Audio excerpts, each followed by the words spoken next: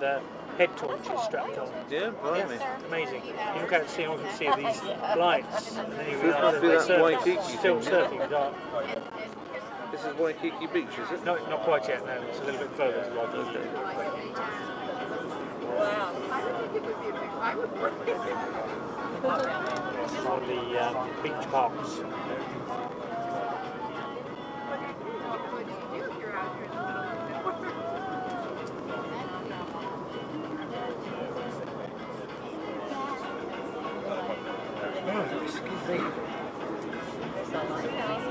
I've been to Sears, picked up some tools. That's what we do.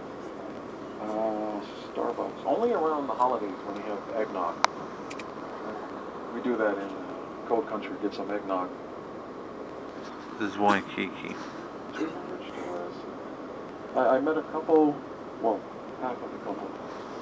The husband said he was looking for his wife, and he believes she has about 200 different bags. He had all the receipts. They asked her to come back. We're supposed to be on a honeymoon, not a shopping adventure. 50-acre large shopping center with 200 plus stores. Whew. And it was built in 59.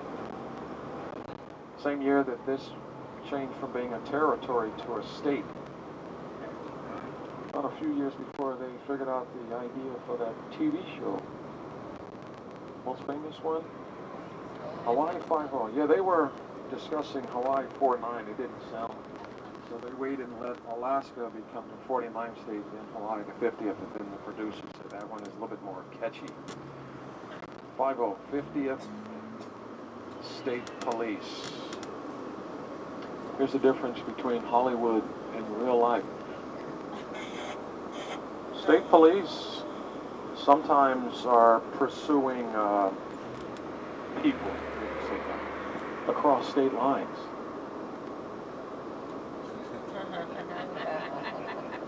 This state is the only one completely surrounded by the ocean, so we don't have state police in the state of Hawaii. The Coast Guard can assist if it becomes a long-distance, high-speed thing. Well, good TV show, great storyline, but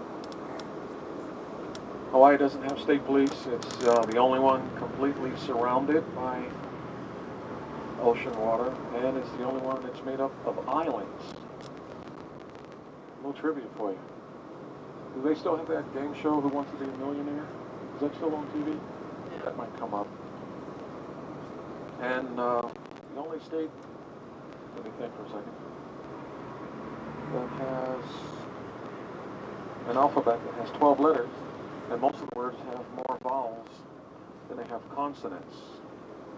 Think about that. Well, there's a couple of different ones mixed in. King Street, Queen Street, South Street are not Hawaiian names. You guys agree with me, right? Macaulay, that's non-Hawaiian.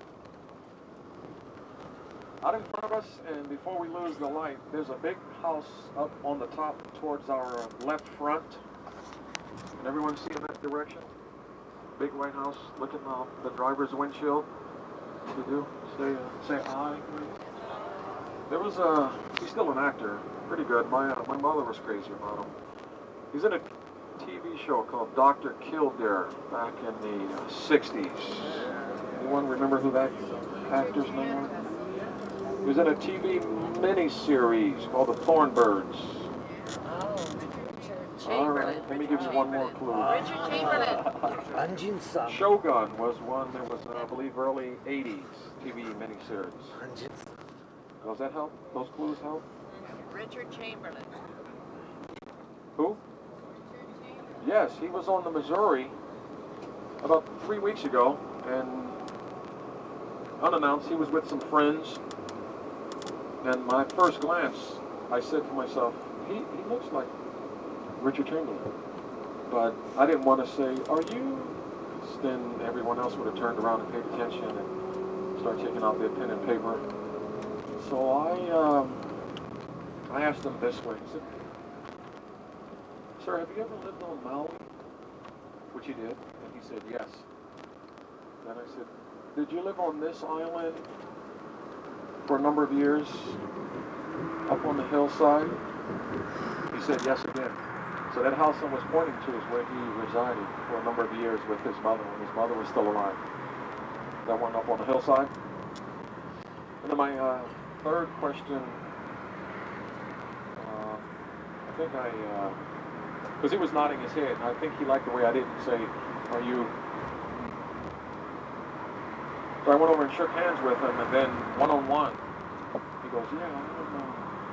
He goes, thanks for not just come right out and ask me. So he was just relaxing with friends, and if he wanted to really spend time with the general public, then he would have gave me the thumbs up. So, hey, look who's sitting over here.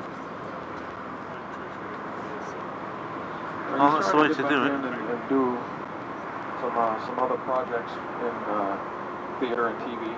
He's doing pretty good. Ooh, look at this. All right.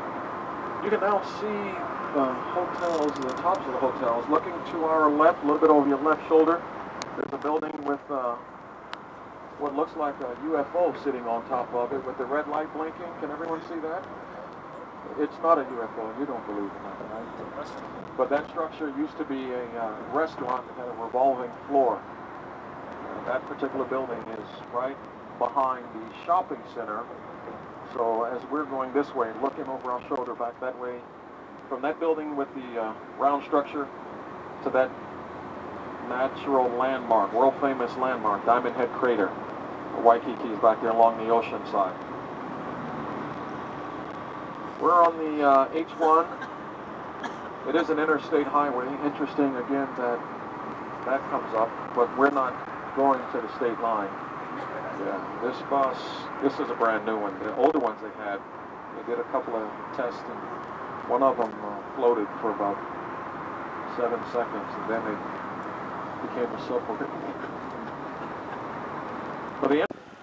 So there we are, there's the USS Missouri.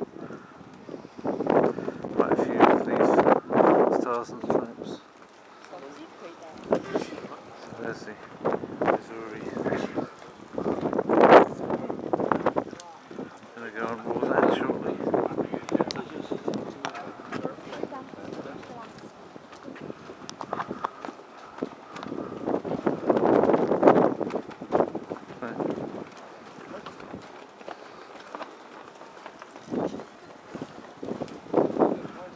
Oh, it's a big ship.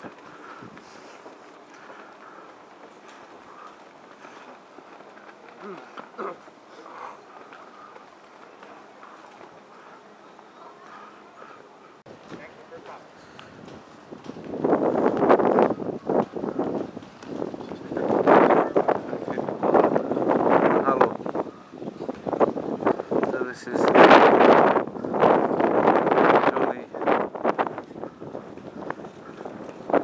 there's attack to Pearl Harbour, attack from the Japanese.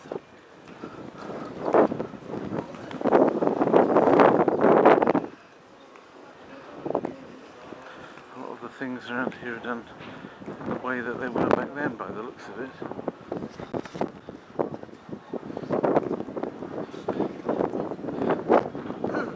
Pearl Canteen here.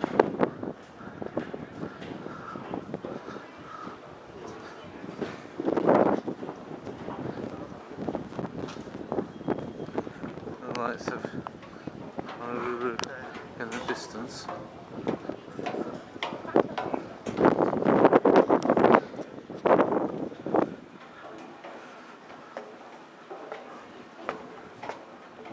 There's your guns at the front, and the moon's just coming out of one of them.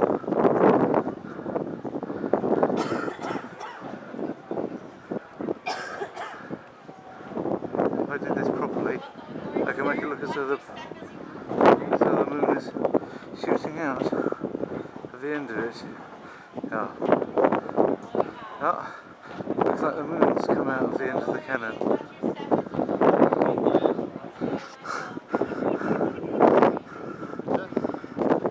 Where's Jupiter? By the moon? Oh, down there? Oh, yes. Fly me to the moon, let me me play among the stars.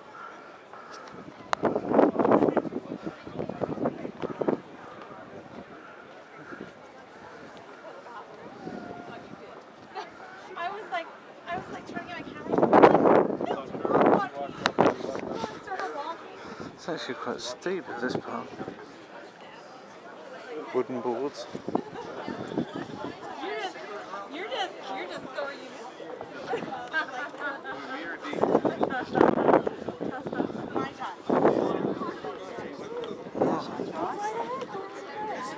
Oh, this is where the cocktails are coming round.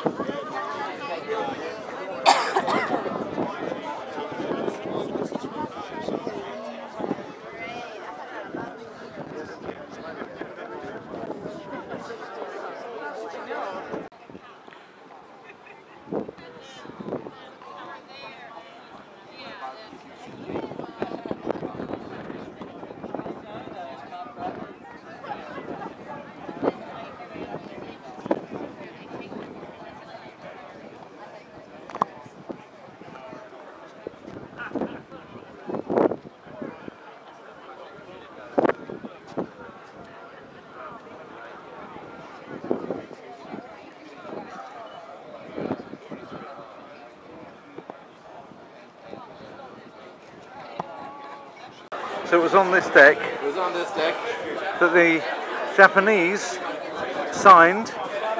Yeah. Yeah. What did they sign to surrender? They signed the surrender in 1945.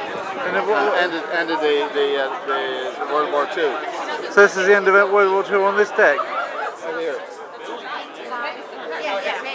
Oh, I'm looking at it upside down. I'll have to film it from the other side. There's history. This very place, World War II was brought to a close. You can't see that too well on the camera. Well, you're in the light, Liam. Oh, sorry, I'm the light. I'll tell you. It says over this spot on 2nd December 1945, the instrument of formal surrender of Japan to the Allied powers was signed, thus bringing to a close the Second World War. The ship at that time was at anchor in Tokyo Bay. So there we are. It got bombed, but it was still serviceable for the whole war. But these days they don't put fuel in the tanks because it would simply be too expensive to equip it, send it out to military patrol. It's a bit overstructured for today's standards, and so it's not in service today, but it's serviceable. They could put it back into service if they needed to. So there we are, historic ship. Anyone likes to... Oh, and here they are. The instrument of surrender. You can have a look at the kanjis.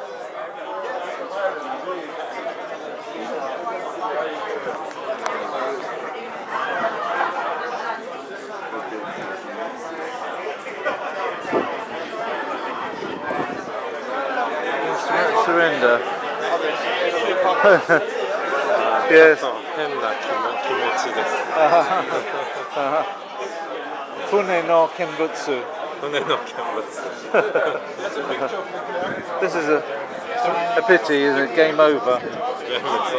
Game over. Pity. They were very fortunate they got the nuclear technology so quickly. Yeah, long time ago. Yeah.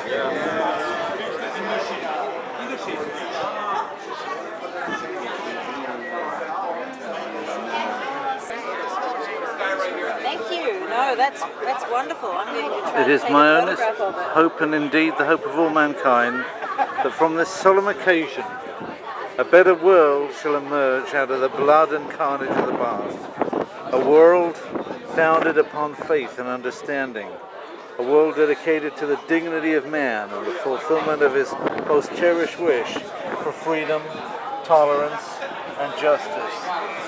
Douglas MacArthur Park, September 2nd, 1945. Taking it backwards. or maybe not.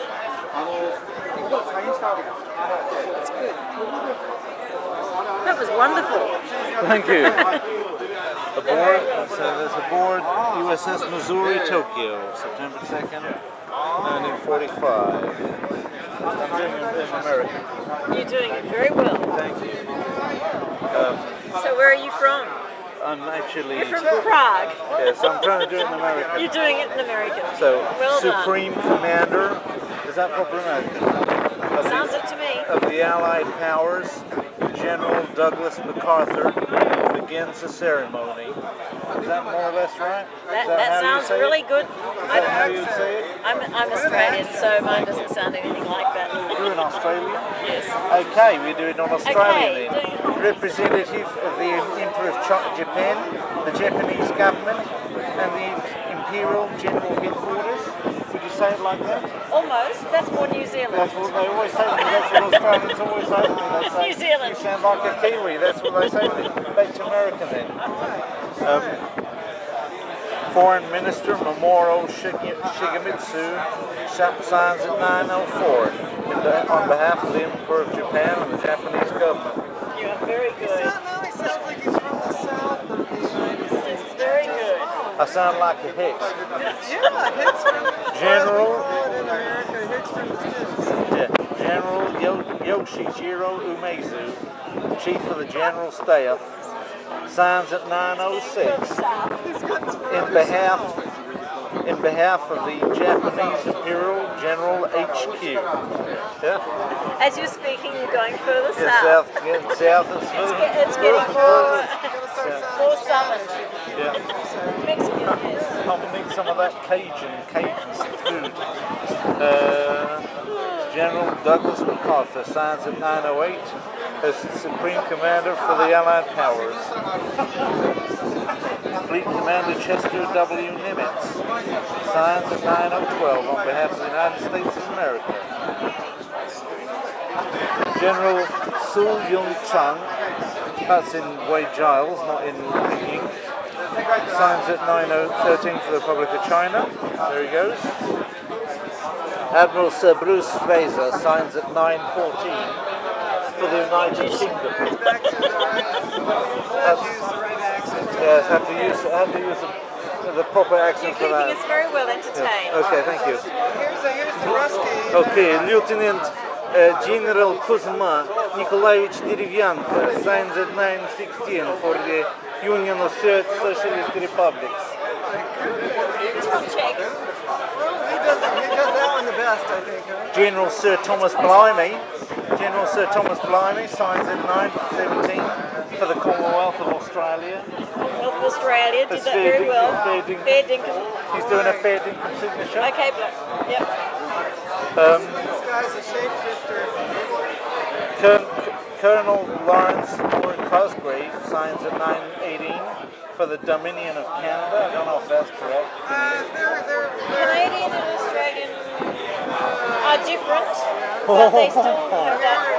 General Jacques Leclerc signs at 9:20 for the Provision de Vermont of the French Republic. Admiral C.E.L. Helfrich signs at 9:07 for the Kingdom of the Netherlands. Very well done. There you go, Nederlander. Ja, Nederland, ja, nu een beetje. There you go. Air Vice Marshal Leonard M. Arcett signs at 9:22 for the Dominion of New Zealand. Oh, he sounds like a Kiwi. New Zealand. Zealand. Yep. Yeah? Is that New Kiwi enough? Zealand. Is that Yep. Kiwi enough for you? Yes, that's very Kiwi. I'm getting the voice goes up at the end like that. Yep. That's very Kiwi, And isn't it? instead of Zealand, it's Zealand. Zealand. Okay, Yeah. New Zealand. New Zealand. Okay. Yes. An aircraft from the Navy and the Army Air Corps fly over Tokyo Bay during the ceremonial ending of World War II. There you go, back to me. Just to finish. So this is the area of where the kamikaze attack, which obviously when the steel on here is nearly a foot thick, didn't sink this ship, but it struck at this point here There's apparently a dent.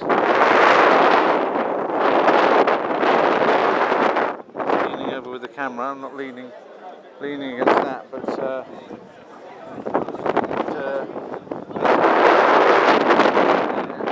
don't want to lean over too far. But basically, that's where kamikaze hit and then went up on there. So I think they've got some kind of a thing here showing something about it.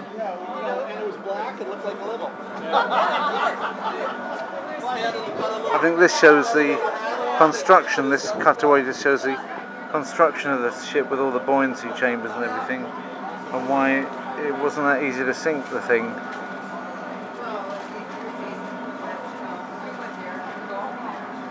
Outside, exceptionally thick steel on the hull,